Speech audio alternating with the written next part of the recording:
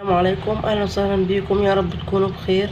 النهارده هعرفك ازاي تدمسي الفول بطريقه سهله وبسيطه في البيت وفي الحله كمان. مش هتحتاجي لاي دماسه ولا اي حاجه. في اي حله موجوده عندك في البيت هتعملي الفول بكل سهوله ويسر.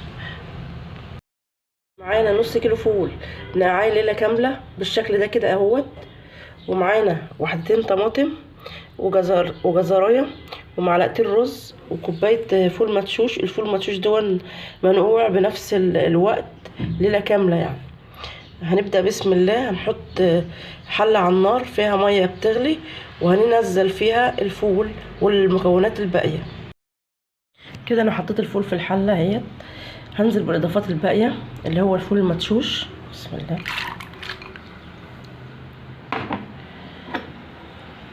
بديله تقليبه كده، وهنزل بمعلقتين الرز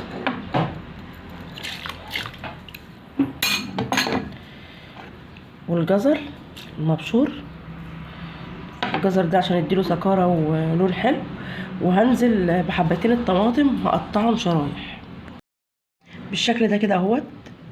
هنزل بقى ب3 معالق خل، والخل ده بيفتح اللون ويخليه حلو عشان ما يغمقش يعني. والطماطم برضو فايدتها انها تدي لون حلو للفول.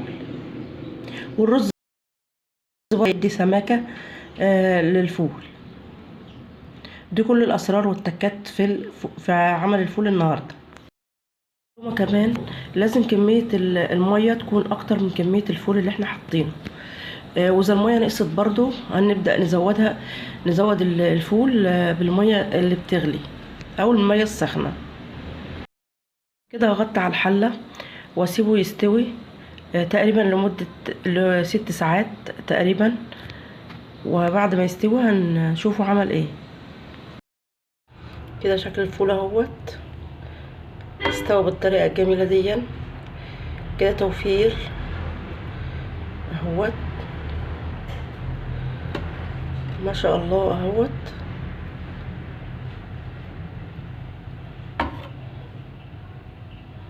ده شكله اهو، شايفين اهو. كده تقدري توفري وتعمليه بطريقه سهله وبسيطه واقتصاديه. شكله اهوت.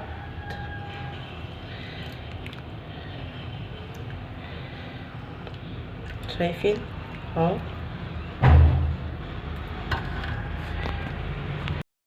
ده هو طبق الفول بالشكل الجميل ده. اتمنى الفيديو يعجب حضراتكم والطريقه تعجبكم. والسلام عليكم ورحمه الله وبركاته.